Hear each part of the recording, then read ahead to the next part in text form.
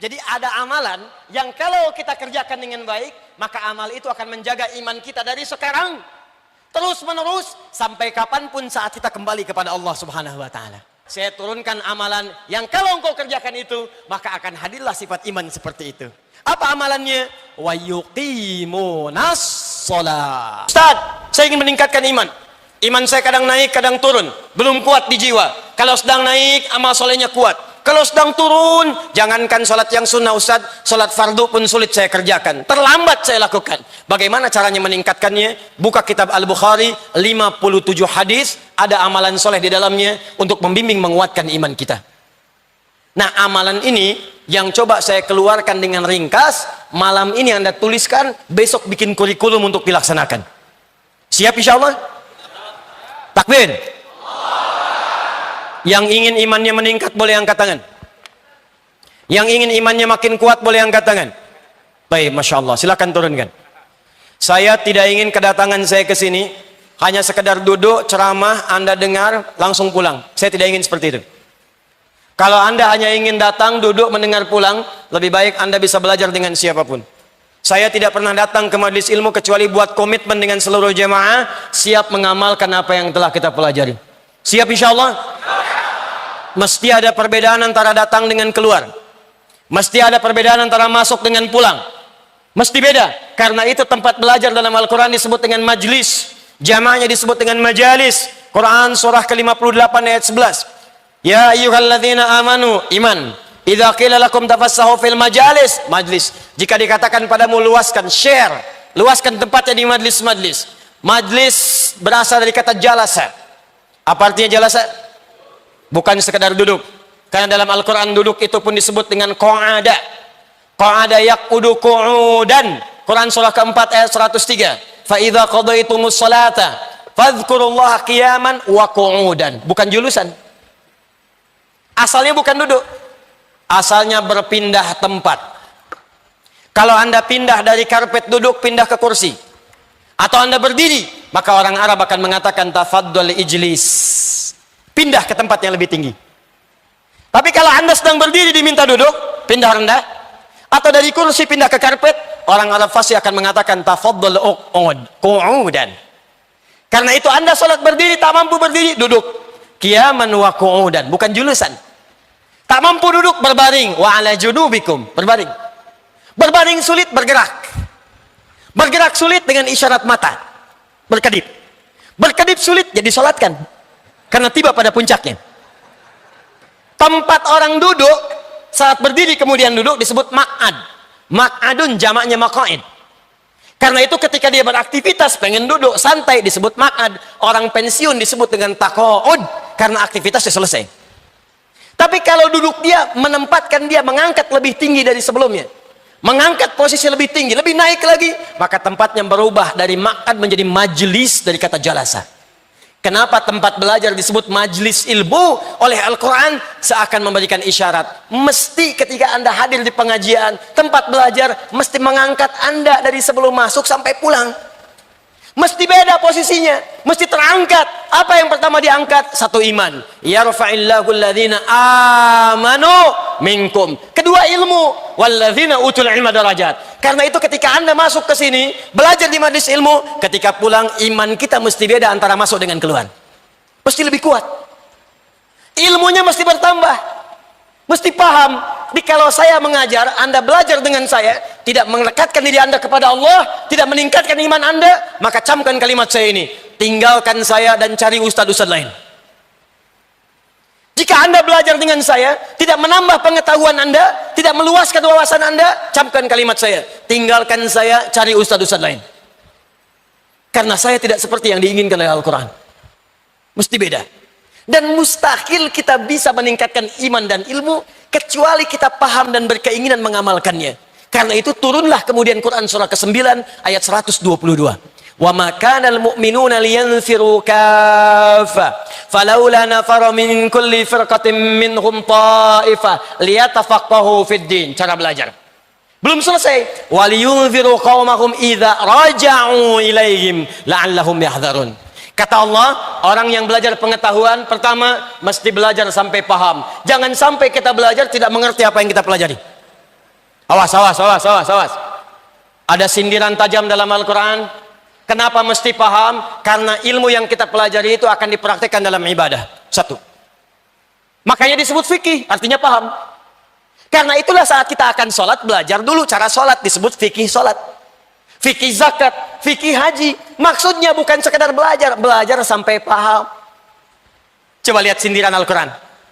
Tajam sekali, walaupun halus. Kata Allah, ada orang sholat, bahkan tidak paham apa yang ia kerjakan dan dia lakukan dalam sholatnya.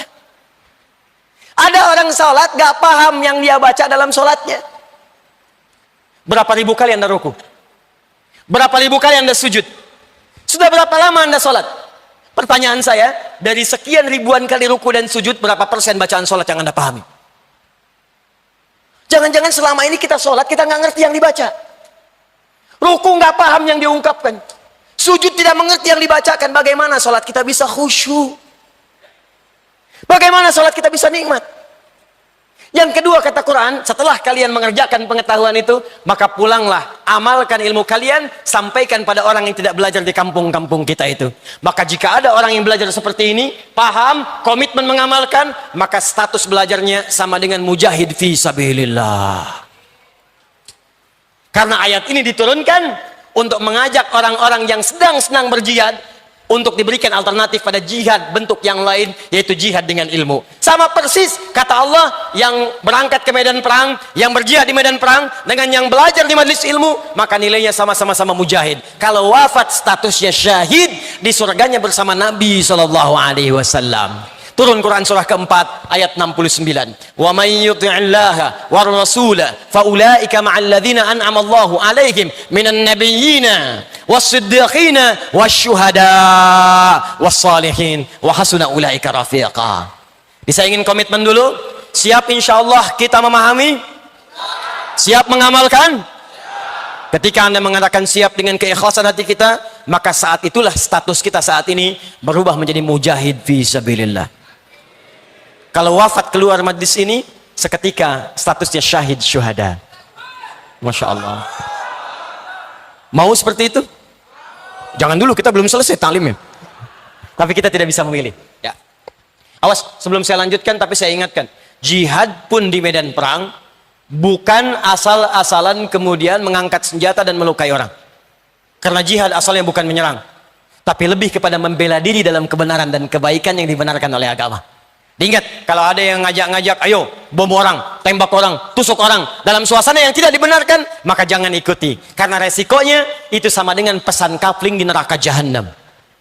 Quran surah An-Nisa, surah yang keempat, ayat 92 sampai 93. Wa may yaqtul mu'minan muta'ammida fajazauhu jahannam wa ghadiballahu alaihi wa la'anahu wa 'adda lahu 'adzaban 'azima. Siapa yang sengaja merencanakan pembunuhan apalagi pada satu orang beriman, maka dia sama saja sudah pesan kapling di neraka jahanam. Dia akan mendapatkan murka Allah, dilaknat oleh malaikat dan dijanjikan siksa yang sangat berlipat. Orang beriman mana yang pesan kapling di neraka jahanam? Makanya mustahil ada orang beriman meledakkan diri di jalanan.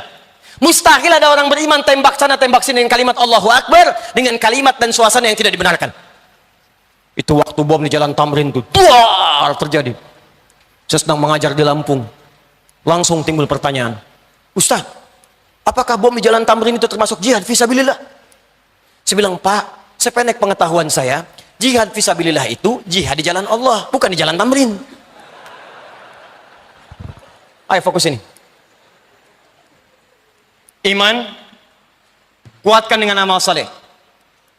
Apa saja amal saleh yang disebutkan oleh Nabi untuk menjelaskan petunjuk di Al-Quran supaya iman kita menguat. Al-Imam Al-Bukhari menghimpun di 57 hadis dalam kitabnya Al-Jami' At-Sahih Al-Bukhari yang juga mengintisarikan keterangan-keterangan dalam Al-Quran. Perhatikan, setidaknya ada beberapa amalan-amalan pokok yang kalau dikerjakan akan meningkatkan iman, bahkan memunculkan kenikmatan iman yang disebut dengan halawatul iman. Satu, saya agak cepat langsung ke eksekusi amalan. Amalan yang paling pokok, satu, sholat. Satu apa? Sholat. Karena itu ketika Allah menyebutkan kalimat iman pertama dalam Al-Quran, setelahnya langsung bersanding dengan kalimat sholat. Al-Baqarah ayat 3. Alladzina yu'minuna bil ghaib wa yuqimunas shalah. Dan kalimat imannya berubah jadi fi'il mudhari. Dari amanu jadi yu'minun. Silakan lihat. Biasanya Allah panggil ya ayyuhalladzina amanu, ya ayyuhalladzina amanu. Yang ini spesial. Begitu kita diminta mengerjakan salat, kalimat imannya berubah menjadi fi'il mudhari. Alladzina yu'minun, bukan amanu.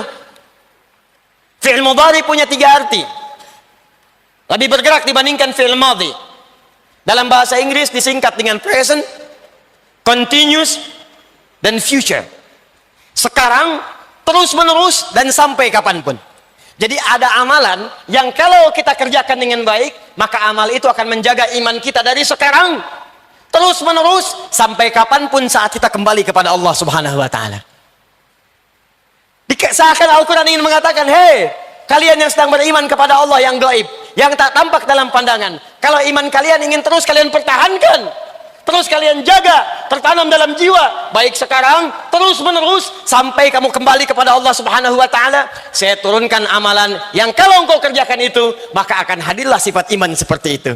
Apa amalannya? Wa yuqimunas salat. Karena itu cek. Semua nabi yang pernah bertugas di bumi, semuanya salat. Untuk mempertahankan iman mereka kepada Allah dan menunjukkan kepada kita saking pentingnya sholat, semua nabi sholat, Pak. Di sholat itu ibadah pokok yang tidak hanya diperintahkan pada Nabi Muhammad SAW dan umatnya, tapi semua nabi yang pernah bertugas di bumi semuanya sholat. Nabi Musa sholat, buka Quran surah ke-20 ayat ke-14. Kata Allah, innani anallahu la ilaha illa ana fa'budni. Saya Allah, tidak ada Tuhan selain saya yang layak dipertuhankan, maka sembah saya. Bertanya Musa, bagaimana ya Allah cara menyembahmu? Wa aqimis sholata li dzikri, tunaikan salat sebagai zikir kepadaku. Nabi Musa salat. Nabi Zakaria salat. Buka Quran surah ketiga ayat 38 sampai 39. Hunalika da'a Zakaria rabbah, qala rabbi habli min ladunka dzurriyyatan thayyibah innaka sami'ud du'a. Di mihrabnya itulah kemudian Zakaria berdoa kepada Allah Rabbnya, ya Allah anugerahkan saya keturunan. Mereka mengatakan saya nggak akan punya keturunan karena saya terbatas. Saya minta kepadamu yang tidak punya batas dalam pemberian, engkau pasti mendengar doa saya. Kapan doa itu disampaikan? Ayat 39-nya, fanadatul malaikatu wa huwa qaimun yusalli fil mihrab annallaha yubashshiruka bi Yahya. Maka datang malaikat memberikan kabar gembira. Allah menjawab doamu. Kapan doa itu disampaikan? Saat beliau sedang sholat, masih berdiri dalam sholatnya di mihrab. Nabi Zakaria sholat.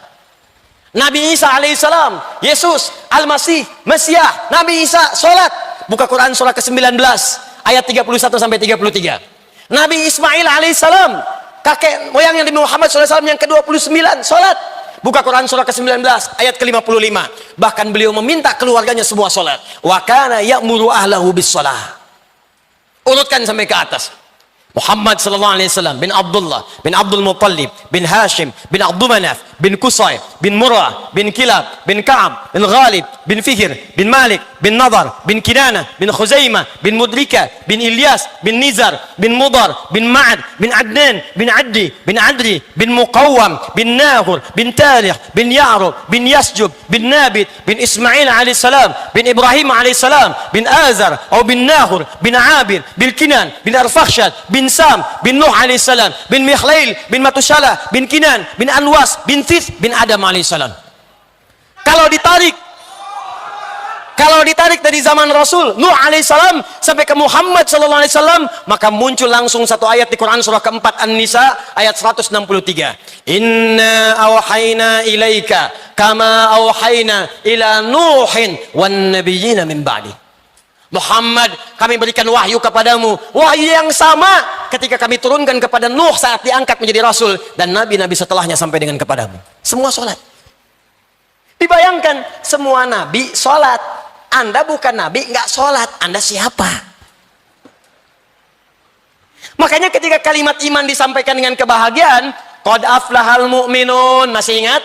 Orang beriman akan bahagia. Kapan dia bahagia? Teruskan ayatnya. Alladzina hum fi salatihim khashi'un. Salat. Makanya saat panggilan salat dikumandangkan, kalimat bahagia yang muncul. hayya 'alas shalah. Anda bertanya, ya Allah, kenapa saya mesti sholat? Perhatikan jawaban Allah. Lewat suara muadzin itu. Hayya 'alal falah. Falah. Saya panggil kamu sholat supaya kamu bahagia. Supaya kamu sukses. Kamu nggak sholat semuka langit dan bumi, tidak akan menurunkan status saya sebagai Tuhan. Kamu sholat itu bukan saya yang butuh, kata Allah, kamu yang butuh. Makanya ketika Anda diminta sholat, kalimatnya oleh Allah dibuka dengan kalimat minta, punya masalah apa, minta sini, minta. Dan kalimat imannya disebutkan. Quran surah kedua ayat 153, paling kanan sebelah bawah di mushaf. Al-Baqarah ayat 153. Ya ayyuhalladzina amanu, imannya dulu. Ista'inu bis-sabri was-shalah. Kalau punya masalah, sabar terima. Lalu datang kepadaku lewat sholat, minta dalam sholat, aku kabulkan. Makanya setiap bacaan dalam sholat isinya doa. Dalam kitab fikih disebut as-sholatu ya doa. Sholat itu adalah doa. Jadi kalau kita sering sholat dengan baik, imannya terangkat, doanya dijawab, hidupnya nikmat sholat. Bagaimana cara sholat yang benar yang bisa menguatkan iman? Maka keluarkanlah semua jenis sholat yang disebutkan dalam Al-Quran dan hadis Nabi SAW. Ini kurikulum yang mau saya ajarkan. Yuk keluarkan semuanya. Kalau yang fardu nggak usah dicatat, yang fardu itu sudah otomatis. Jadi nggak harus dicatat lagi. Subuh, zuhur, asar, maghrib, isya, rumus telepon online terhadap Allah. Rumusnya 24434. Online dengan Allah. Anda online dengan makhluk hampir 5 menit sekali. Online dengan Allah diminta cuma 5 kali, itu pun telat. Anda online dengan kekasih, mama sebentar sayang, sinyalnya belum kuat. Gelisahnya luar biasa. Terlambat dengan Allah, online cuma 5 kali diminta sehari. Nggak ada kegelisahan itu. 24434. Dalilnya Quran surah ke-17 ayat 78. Quran surah ke-11 ayat 114. Waktunya diatur di Quran surah ke-4 ayat 103. Diminta dijaga di Quran surah kedua ayat 238. Paling kanan sebelah atas di mushaf. Ini yang salat fardu. Aqimis salata liduluki syamsi ila ghasaqil laili wa Qur'an al-fajr. Inna Qur'an al-fajr kana mashhuda. Dalil salat 5 waktu. Dikuatkan pahalanya di Quran surah 11 ayat 114. Aqimis salata tarafayn nahar wa zulafan minal lail. Innal hasanati yudhibna as-sayyi'at. Salat fardu. Disebutkan waktunya di Quran surah ke-4 ayat 103. Fa idza qadaytumus salata fadhkurullaha qiyaman wa qu'udan wa 'ala junubikum. Fa idza itma'nantum fa aqimus salah. Innas salata kanat 'alal mu'minin kitaban mawquta. Kata Allah, orang beriman itu pasti tahu waktu salat. Tuh, cek. Ayo cek tuh. Ayo. Kata Allah, bahasa bebasnya. Orang beriman itu kalau benar imannya pasti tahu waktu salat. Ayo lihat sini. Subuh besok jam berapa? Sini, jangan lihat ke atas. Sini. 4. Tuh. 341, 340, 440. 355. Terjadi perbedaan pendapat tentang waktu sholat subuh. Ini menunjukkan Anda berasal dari daerah yang tidak sama. Dan ini menunjukkan bahwa sholat itu benar perintah Allah, bukan karya manusia. Kenapa? Karena sholat itu satu-satunya ibadah yang akan terus dikerjakan selama 24 jam di muka bumi. Karena itu azannya terjadi perbedaan waktu. Surabaya selesai azan, Sidoarjo azan. Itu selesai azan, pindah lagi. Ternyata 24 jam nggak pernah berhenti lafaz azan. Di Mesir selesai azan, Libya azan selesai, Tunisia azan. Tunis selesai, Maroko azan. Maroko selesai, Aljazair azan. Nyebrang ke Mediterania, Italia, Spanyol, Prancis, terus 24 jam. Satu-satunya kalimat di muka bumi yang tidak pernah berhenti 24 jam azan. Kalau itu karya manusia, mustahil bisa demikian. Ini menunjukkan kebenaran risalah Islam. Dan ini menunjukkan sholat saking pentingnya 24 jam gak berhenti. Fardu. Orang beriman tahu waktu sholat. Karena itu kata Allah, kalau sudah tahu waktunya jaga, jangan ketinggalan. Muncullah Quran surah kedua ayat 238. Hafidhu ala sholawat. Hei, saling menjaga. Ingat. Kalimat Qurannya bukan ihfadhu. Kalau ihfadhu hanya ke satu orang. Jaga. Tapi kalimat Qurannya hafidhu, menggunakan alif mufa'alah. Saling jaga, ingatkan, share. Anda pulang ke rumah, satu suami, satu istri, 3 orang anak, ada 5 orang di rumah. tiba-tiba Anda sudah susun jadwalnya, sholat subuh sampai dengan sholat isya. Anda bangun, istri belum bangun, bangunkan dia. Ayo, hafidhu. Anda istri bangun, anak belum bangun, ingatkan dia. Ayo, katanya ingin ke surga. Kalau perlu bikin menu sholat di meja makan Anda, simpan. Bek. Waktu sholat jam sekian, waktu sholat jam sekian. Itu yang dimaksud dengan hafidhu, saling menjaga waktu sholat. Ini yang standar. Kalau Anda ingin naikkan imannya, maka tambahkan pada jenis yang kedua. Keluarkan semua ragam sholat di luar sholat yang fardu, yang dikenal dengan nama nafilah, yang berhukum sunnah. Kalau Anda ingin berlatih meningkatkan iman ini, maka keluarkan jenis sholat yang kedua ini, yang disebut dengan sholat nafilah, yang hukumnya sunnah. 1. Quran surah ke-17 ayat 79 sampai 81. Dikuatkan di Quran surah ke-73 ayat 1 sampai 20. Dikenal dengan nama salat tahajud atau qiyamul lail. Orang beriman maka dia akan mencoba untuk memaksimalkan salat tahajudnya. Kalau sulit ia kerjakan, maka ia sebut nama umumnya qiyamul lail. Apa beda tahajud dengan qiyamul lail? Kalau tahajud salat dikerjakan didahului dengan tidur terlebih dahulu. Dari kata hajada, aktivitas yang dikerjakan setelah tidur terlebih dahulu. Kalau ditambah tak dalam ilmu sharaf, itu menunjukkan kesungguhan, usaha yang serius. Kalau ada tak dalam sebuah kalimat, ini menunjukkan amalannya tidak mudah dilakukan. Kalau ditambah tasydid sebelum huruf terakhir, dari kata syiddah, sesuatu yang tidak mudah butuh motivasi 2 kali lipat. Karena itu ketika sholat disebut dengan tahajud, Allah ingin menggambarkan tidak mudah menunaikan sholat ini. Mesti butuh motivasi 2 kali lipat. Wa minal laili fatahajjad bi. Hei, dari sementara malam setelah kamu tertidur, siap rencanakan bangun malam. Itu nggak mudah, karena itu usahakan dengan sungguh-sungguh. Mau jam berapa Anda sholatnya? Tadi subuhnya jam 3.40 misal. Maka Anda ingin tahajud jam setengah 3, jam 2.30. Siapkan, siap-siap. Pasang alarm dari setengah 2. Kalau perlu alarmnya 3 kali. Jam setengah 2, jam 2 kurang seperempat, jam 2 lewat seperempat. Alarm pertama mematikan alarm kedua. Alarm kedua matikan alarm ketiga. Alarm ketiga siap-siap menghilangkan kantuk dulu. Tahajud. Kalau Anda bekerja lelah, sulit bangun malam, maka kerjakan pilih yang kedua, qiyamul lail, nama umum. Nama umumnya. Qiyamul lail bisa dikerjakan sebelum kita tidur. Kerjakan 2 rakaat, kerjakan 4 rakaat, demikian seterusnya, tahajud. Saya tidak bicara teknis dulu, saya bicara amalannya dulu. Yang kedua, keluarkan semua jenis sholat sunnah di siang harinya. Sebelum subuh ada 2 rakaat, rawatib keluarkan. Sebelum zuhur 4 rakaat. Setelah zuhur 2 rakaat. Sebelum maghrib, setelah maghrib 2 rakaat. Setelah isya 2 rakaat.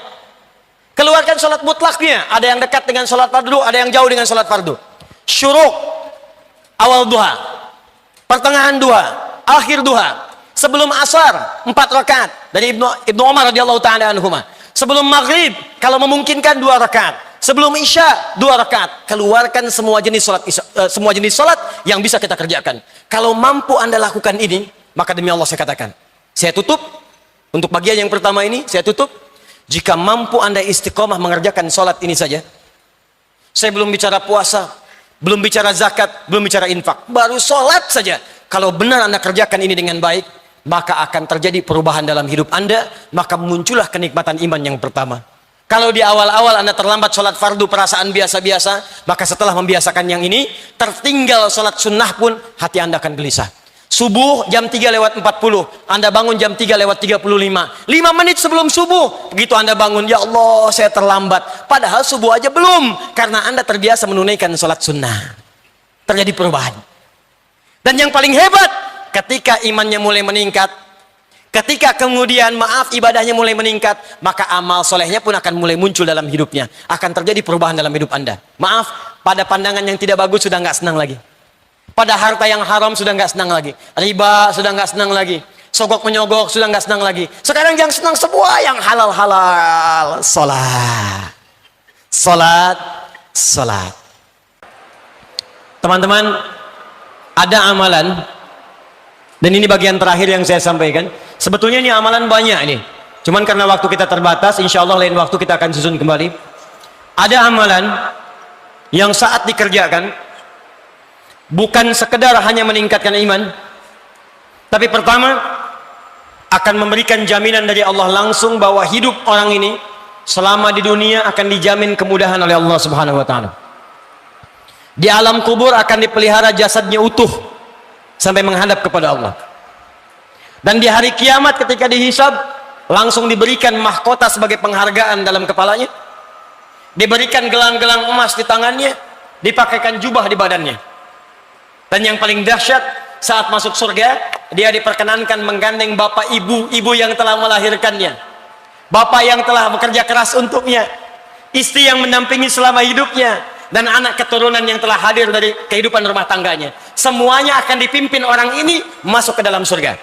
Bukan surga biasa, tapi surga yang paling tinggi, dan disambut oleh semua malaikat di depan pintu surga. Amalan ini adalah amalan mencintai Al-Quran. Amalan mencintai Al-Quran. Jadi ketika kita mendekat dengan Al-Quran, langsung disebutkan oleh Nabi Sallallahu Alaihi Wasallam dalam hadis riwayat Al-Bukhari dari Abu Abdurrahman As-Sulami, dari Utsman bin Affan radhiyallahu taala anhu, termasuk Ali bin Abi Thalib karamahullahu wajha, anin Nabi sallallahu alaihi wasallam qal, perhatikan kalimatnya, khairukum man ta'allama al-Qur'ana wa 'allama. Jika ada amalan-amalan bisa dikerjakan selama hidup, maka yang terbaik yang bisa membuat Anda lebih baik dalam hidup adalah amalan belajar tentang Al-Quran. Belajar Al-Quran dibagi 3 bagian. Saya cepat. Jika Anda ingin jadi ahli Quran, maka amalannya ada 3. Tolong malam ini siapkan diri kita, kira-kira dari 3 ini kita sanggupnya yang mana? Sesuai dengan kesanggupan kita. La yukallifullahu nafsan illa 1. Ada amalan mencintai Al-Quran dengan memperbanyak bacaan Al-Quran. Disebut dengan qiraah. 1. Amalannya qiraat Al-Quran. Qiraah. Dari sekarang ayo buat amalan ini, susun. Alhamdulillah kemarin-kemarin ada gerakan one day one juz. Sehari 1 juz baca. Naikkan sehari 2 juz, sehari 3 juz, sehari 4 juz. Cintai Qurannya. Karena itu Nabi sering memotivasi kita. Bahkan kata Nabi, buka hadis riwayat At-Tirmidzi, nomor hadis 2010. Orang yang terbiasa membaca Al-Quran, maka 1 huruf dari Al-Quran itu akan diberikan 10 balasannya. Man qara'a harfan min kitabillahi falahu asyru hasanat, walam aqul alif lam mim harfun, walakin alifun harfun, lamun harfun, mimun harfun, walikulli harfin asyru hasanat. Siapa yang biasa baca 1 huruf dari Al-Quran, walaupun cuma 1 huruf, akan dibalas oleh Allah 10 kebaikan. Saya tidak katakan alif lam mim 1 huruf, tapi alifnya sehuruf, lamnya 1 huruf, mimnya 1 huruf. Setiap hurufnya 10 kebaikan. Anda sholat subuh 2 rakaat, selesai sholat diberikan 10. Dalilnya Quran surah ke-6 ayat ke-160. Man jaa'a bil hasanati falahu asyru amsalihha. Selesai sholat dikasih 10. Tapi Quran 1 huruf diberikan 10. Baru 1 huruf. Nun 10. Sudah dulu Taha 20. Alif lam mim 30. Jangan menghitung 1, 2, 3, 4, 5, 6, 10. Bukan begitu caranya, Joni. Di hadis Muslim, masuk masjid saja baru masuk sudah dapat 25. Kata Nabi cara ngitungnya 1 ke 2 500 tahun, 3 500 tahun, 3 ke 4 500 tahun. Jadi kalau ada sehari nggak baca Quran, kehilangan berapa ribu tahun Anda pahala di sisi Allah Subhanahu wa taala. Quran. Jadi kalau Anda merasa banyak maksiat, harus pintar, cari amalan-amalan paket hemat, dikerjakan pahala berlimpah. Baca Quran paling bagus. Dosa 100, bacakan bismillahirrahmanirrahim 19 huruf, 190, nutup tuh. Tapi kalau 100 baru dosa masa, telinga belum, lisan belum, tangan belum, kaki belum, maka cari surat-surat yang kita baca dari awal sampai akhirnya. Kalau ingin 30 juz, bikin caranya, saya mudahkan dengan izin Allah Subhanahu wa taala. Perhatikan, kalau langsung dibaca 1 juz rasanya lama. 1 juz bagi 5 waktu salat. Subuh, zuhur, asar, maghrib, isya. Bagi 5. Al-Fatihah nggak usah dihitung. Contoh juz pertama. Al-Baqarah 1 sampai 141. 141 bagi 5 berapa? Cepat. 28. 28. Subuh 28 ayat. Zuhur 28. Asar 28. Maghrib, isya 28. Ustadz banyak lama saya harus berangkat kantor. Pendekin lagi. Bagi 2. Sebelum subuh 14. Setelah subuh 14. Sebelum zuhur 14, setelah subuh, setelah zuhur 14. Terus 14, 14, 14, 14, 14, 14. 14 ayat itu berapa menit sih? Paling lama 5 menit. Apa nggak punya waktu 5 menit untuk menggugurkan dosa Anda? Apa nggak punya waktu 5 menit untuk akhirat Anda? Bahkan Anda di sekarang, Masya Allah, di mobil bisa tilawah Quran, di jalan bisa baca Quran, cuma 5 menit. Jika Anda bisa investasi 5 menit dengan sesuai rumus ini, sehari selesai 1 juz, 30 hari sebulan selesai 30 juz. Ustadz belum sampai, cari wirid-wirid, kata Al-Imam An-Nawawi. Dari Al-Quran, cintai beberapa surat tertentu, dawamkan untuk dibaca. Nabi menyampaikan dalam hadis sahih di Al-Bukhari, orang yang senang baca Al-Baqarah dan Ali Imran, maka keduanya akan menjadi awan yang melindungi di hari kiamat. Ka'annahuma ghamamatan. Biasakan baca Al-Baqarah, Ali Imran. Al-Baqarah, Ali Imran. Orang yang senang baca Al-Mulk, maka jasadnya akan dijaga oleh Allah di alam kuburnya. Orang yang senang baca Al-Waqiah, maka akan dimudahkan keadaan rezekinya. Orang yang senang baca surat Yusuf, maka oleh Allah akan dilepaskan dari kesedihan yang menghimpitnya. Maka silahkan, semua surah dalam Al-Quran punya keutamaan. Maka silahkan Al-Baqarahan, Ali Imranan, An-Nisaan, Yasinan, Al-Kahfian, ya. Jangan cuma Qul Huwallahan, Qul Al-Falakan, An-Nasan. Cari ayat-ayat, cari surat-surat yang kita bisa jadikan wirid. Buka kitabnya Imam An-Nawawi. Sebelum menulis Al-Arba'in 42 hadis, Riyadus Shalihin 1896 hadis. Sebelum menulis kitab Syarah Sahih Muslim 9 jilid, beliau menulis At-Tibyan fi Adab Hamalatil Quran. At-Tibyan fi Adab Hamalatil Quran. Klik di Google At-Tibyan Al-Imam An-Nawawi, keluar muncul. Cari terjemahannya. Kalau punya kitabnya cari terbitan Darun Nafais, halaman 52, paling kanan di pertengahan. Beliau menyampaikan ada kebiasaan salafus salih. Di sejak zaman dahulu, mereka kalau sedang akan tidur atau dalam kebiasaan hariannya, punya wirid bacaan-bacaan Al-Quran. Nabi mencontohkan wirid sebelum tidur. Baca Al-Ikhlas, Al-Falaq, An-Nas, ayat kursi. Bacakan ayat kursi supaya mencegah setan mengganggu dalam tidur kita. Tapi setannya kuat, Ustadz. Tidak cukup dilempar dengan ayatnya, lempar dengan kursinya sekalian. Biasakan baca. Ternyata ada di antara orang salaf membiasakan baca Al-Baqarah karena ingin dinaungi di hari kiamat. Baca Al-Baqarah sebelum tidur, baca. Allahu Akbar. Saking dekatnya dengan Al-Quran, maka dia dijaga oleh Qurannya. Ternyata sekali waktu dia tertidur, belum sempat baca Al-Baqarah saking lelahnya. Tiba-tiba dia bangun pertengahan malam. Bangun. Temannya kaget terkena bagian tangannya, dia bangun juga. Dia bertanya, "Madza bika? Kenapa kamu?" Kata orang ini, "Wallahi ra'aitu fil manam laqad natahatil Baqarah." Saya tadi ketiduran. Dalam tidur saya mimpi diseruduk Al-Baqarah. Di saking seringnya baca Al-Baqarah, ayat itu, surat itu menjadi dekat dengan dia. Kamu belum baca saya. Bahkan sebelum datang hari kiamat untuk menaungi dia dari sengatan matahari yang sangat terik, di alam dunia pun dijaga dengan surat yang biasa dia baca. Dibiasakan. Pasang target. Ustadz saya belum lancar. Berita baik dari Nabi At-Tirmidzi, nomor hadis 2020. Perhatikan kalimatnya. Walladzi yatata'ta wa huwa syaqqun 'alaihi falahu ajran. Orang yang baru belajar baca Quran, terbata-bata bacanya. Orang baca alif lam mim, dia baca alif lam mim, falahu ajran, dia mendapatkan pahala 2 kali orang yang lancar. Oh, kalau gitu saya terbata-bata aja Ustaz ya. Maksudnya, 1 pahala ikhtiarnya, yang kedua pahala bacanya. Sedangkan orang yang lancar dapat pahala plus ma'asyaratil kiramil bararah, akan diiringi hidupnya oleh malaikat yang menjaga dia. Jadi kalau Anda lancar baca Quran, punya program baca Quran, Quran itu selain menjaga iman Anda akan dijaga malaikat, disebut oleh Nabi namanya syafaratil kiramil bararah. Kiram artinya mulia. Jadi orang yang dekat dengan Al-Quran akan dijaga kemuliaan hidupnya. Dijaga dari perbuatan maksiat. Jadi kalau Anda terbiasa tilawah Quran, rajin baca Quran, nanti akan ada malaikat di sekitaran kita akan menjaga supaya Anda tidak berbuat maksiat. Sebab kalau Quran masuk ke dalam tubuh kita, yang kotor keluar. Malaikat menjaga. Cuman karena malaikat sifatnya gaib, tidak tampak. Kalau tampak, Anda susah. Begitu mau jalan, sayap terbentang. Psst, kamu siapa? Malaikat maut. Nggak jadi baca Quran. Malaikat.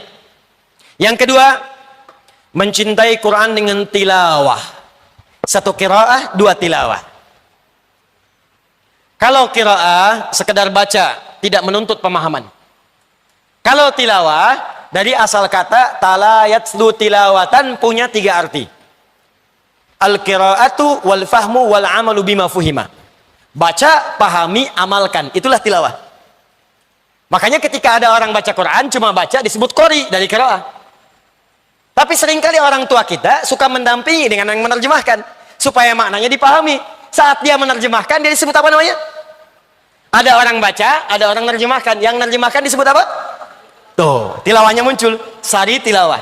Sebetulnya cuma tilawah saja, nggak pakai sari. Cuman mungkin di Indonesia yang pertama kali tilawah namanya Busari. Makanya disebut sari tilawah. Ya. Tilawah saja, tilawah. Tapi tidak salah kalau ingin disebut sari tilawah. Tilawah itu intinya menggali makna-makna Al-Quran untuk diamalkan dalam kehidupan. Nah, sekarang silakan, gak usah sulit-sulit. Yang kita butuhkan apa yang Anda kerjakan itu apa? Contoh, maaf ya maaf, Anda sudah jadi ayah berapa tahun? Ibu di bawah sudah jadi ibu berapa tahun? Kenapa Anda tidak mengeluarkan ayat-ayat tentang ayah dan ibu? Pelajari, praktekkan, amalkan. Maka disitulah muncul samara, sakinah, mawadah, rahmah. Kapan samara itu muncul? Kalau Anda dekat dengan Allah. Karena itu keluarkan bimbingan dari Allah dalam Al-Quran. Dibawa ke rumah tangga. Anda pekerjaannya apa? Bisnis Ustadz, keluarkan ayat-ayat tijarah dalam Al-Quran. Bimbingan bisnis dalam Al-Quran. Anda kerja di mana? Di birokrasi Ustadz, diplomasi Ustadz, keluarkan ayat-ayat pemerintahan, keluarkan, praktekkan dalam pekerjaan Anda. Anda kerjanya apa? Saya masih kuliah Ustadz, keluarkan ayat-ayat ilmu dalam Al-Quran, praktekkan. Itu yang disebut dengan tilawah. Tafsirnya disebut tafsir maudhu'i, tafsir tematik. Mempelajari Al-Quran untuk mengamalkannya. Itu yang banyak dipelajari oleh sahabat-sahabat Nabi SAW. Kata Abu Abdurrahman As-Sulami, aku sejak belajar, akhadtu al-Qur'ana an qaumin. Aku belajar Quran dari sekelompok orang. Yang dimaksud sekelompok orang ini sahabat. Yang aku perhatikan mereka, kata Abu Abdurrahman As-Sulami, setiap mereka belajar 5-10 ayat, paling banyak 10 ayat, maka mereka tidak akan melanjutkan pada ayat setelahnya sebelum mengamalkannya. Baca, amalkan, baca, amalkan, baca, amalkan. Bahkan Amr bin As mengatakan, aku khawatir saat ini banyak orang yang belajar Al-Quran, sedikit hafalan tapi banyak mengamalkan. Tapi aku khawatir nanti di masa depan ada orang hafal Al-Quran semudah meminum air, kasyurbil ma', tapi sedikit dalam mengamalkannya. Dikata Amr bin As, aku khawatir nanti ada masa berlomba-lomba menghafal Quran, hafal, baca banyak, hatam, tapi ngamalkannya sedikit. Bahkan ada yang tidak mengamalkan. Hafal Quran tapi zalim. Ini yang kedua. Yang ketiga, ini bagian terakhir, dan ini yang paling dahsyat. Mulailah kita dengan berusaha menghafalkan Al-Quran dengan tujuan mengamalkannya. Dikenal dengan tahfidz.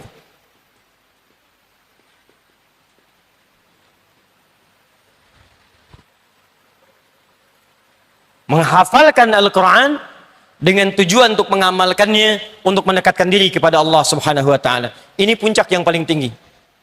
Jika Anda mampu melakukan ini, Allahu Akbar. Pertama, kita akan langsung disebut oleh Nabi sallallahu alaihi wasallam sebagai orang yang terbaik, yang langsung masuk pada lingkungan yang sangat dekat dengan Allah Subhanahu wa ta'ala. Qala an-nabiy sallallahu alaihi wasallam, ahlul Qur'ani ahlullahi wa khassatuh. Ahli Quran itu adalah orang yang sangat dekat dengan Allah dan dijaga oleh Allah Subhanahu wa taala. Saat dia kemudian dihisab di hari kiamat, perhatikan cara Allah memuliakannya.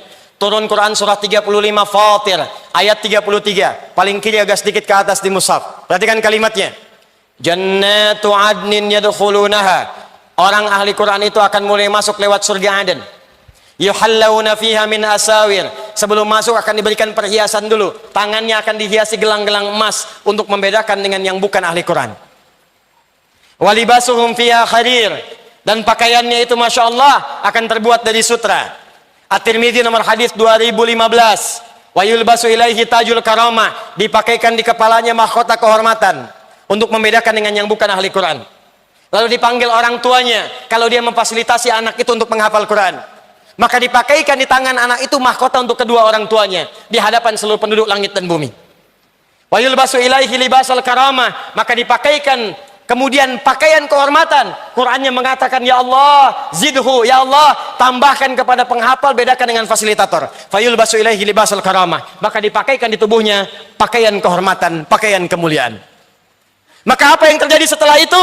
Allahu Akbar. Diminta anak ini menggandeng bapak ibunya, menggandeng pasangannya. Kalau perempuan menggandeng suaminya, kalau laki-laki menggandeng istrinya, lalu kemudian memimpin keluarga besarnya, anaknya, cucunya, sepanjang mereka beriman semua dan beramal saleh. Muncullah Quran surah ke-13 Ar-Ra'd ayat 23 sampai 24. Pembukanya sama dengan surah Fatir ayat 33. Jannatu adnin yadkhulunaha. Di Fatir, jannatu adnin yadkhulunaha. Di Ar-Ra'd. Di surah Ar-Ra'd, jannatu adnin yadkhulunaha wa man salaha min abaihim wa azwajihim wa dzurriyyatihim. Allah wal malaikatu yadkhuluna alaihim min kulli bab. Dia akan dipertontonkan pada seluruh penduduk langit dan bumi, masuk ke setiap pintu surga, dan malaikat menyambut di setiap pintu surga, mengatakan salamun alaikum bima sabartum. Selamat, Anda saat di dunia telah sabar belajar Quran. Anda di dunia sabar menghafal Quran. Sekarang silakan nikmati semua kenikmatan di surga yang telah disiapkan untuk Anda. Fa ni'ma uqbadar. Tingkat paling tinggi. Maka saat dia akan masuk ke surga, dia diminta membacakan Quran yang ia biasa bacakan saat di dunia. Faqra waqar fa inna akhira qiraatika akhiru manzilatika. Hei ahli Quran, bacakan Quran yang biasa engkau bacakan saat di dunia, maka akhir bacaanmu itu disitulah tempat tinggalmu. Maka di situ banyak terjadi penyesalan. Ada yang baca sampai ayat 5. Ulaika ala hudam mir rabbihim wa ulaika humul muhtadun. Begitu sampai situ selesai di situ. Ada kawannya sampai 10. Fi qulubihim maradun fazadahumullahu marada. Naik lagi. Ketika dibacakan, naik. Semakin tinggi semakin indah surganya. Ada yang 1 juz lebih tinggi lagi, 10 juz lebih tinggi lagi, yang 30 juz itu yang paling tinggi. Nggak bisa ditukar. Ya Allah, boleh nggak dari An-Nas dulu? Yang paling tinggi semakin tinggi semakin tinggi. Maka dari itu perhatikan canda orang-orang Palestina. Anak-anak yang banyak sebagian orang menangisi mereka, yang mengatakan kasihan anak Palestina. Banyak orang tidak tahu ternyata mereka dimuliakan oleh Allah. Dan kita yang harus mengevaluasi diri. Jangan-jangan kita yang patut dikasihani. Mereka yang makan roti dibagi 16 potong. Mereka yang mencari air yang kadang-kadang telah diracun itu. Ternyata mereka adalah produk penghafal Quran nomor 1 di dunia. Dari sejak kecil mereka menghafal Quran. Dari sejak kecil mereka didekatkan dengan Al-Quran. Dan perhatikan canda mereka ketika bercanda dengan teman-temannya. Kalau sudah ada yang 30 juz, maka mereka akan bercanda kepada yang 20 juz, 15 juz, 25 juz, 5 juz. Kata yang 30 juz, nanti kalau saya sudah di atas, kamu saya dadahin di bawah ya. Anda sudah sampai kemana? Duhai Anda siapa yang sedang membanggakan diri, yang bercita-cita masuk surga Firdaus? Berapa amal yang telah dikumpulkan sampai malam hari ini? Berapa yang telah kita siapkan? Dan berita baiknya, alhamdulillah di Indonesia sekarang banyak 34 provinsi, hampir seluruh daerah sekarang sedang berlomba menjadi ahli Al-Quran. Kalau Anda tidak memulai, maka Anda terlambat. Anda tertinggal. Saya mendapati satu keluarga, Pak. Suaminya bekerja serabutan, hanya kuli bangunan, kata manusia biasa. Istrinya mengambil kayu-kayu di sawah. Anda kalau datang dimuliakan oleh beliau. Ikan diberikan, makanan diberikan, kumpul. Seakan-akan nggak ada yang tidak ada. Dan ketika ditanya, istrinya akan berkata istrinya, alhamdulillah, Allah kasih rezeki banyak sama Abi. Sebulan bisa dapat 500 ribu. 500 ribu yang bagi Anda cukup dengan pulsa saja. 500 ribu yang bagi Anda cukup dengan pakaian saja. Bagi orang ini, keluarga ini banyak. Ternyata istrinya hafal Quran 7 riwayat. Suaminya yang kuli bangunan itu sudah hafal Quran 30 juz. Anak-anaknya semua hafal Quran 30 juz. Anak kecil sekarang hafal Quran. 4 tahun hafal Quran. Kami ada murid belajar di Bekasi sekarang. 7 tahun hafal Quran dengan nomornya, dengan posisinya, dengan ayatnya, dengan temanya. 5 tahun hafal Quran, buta mata.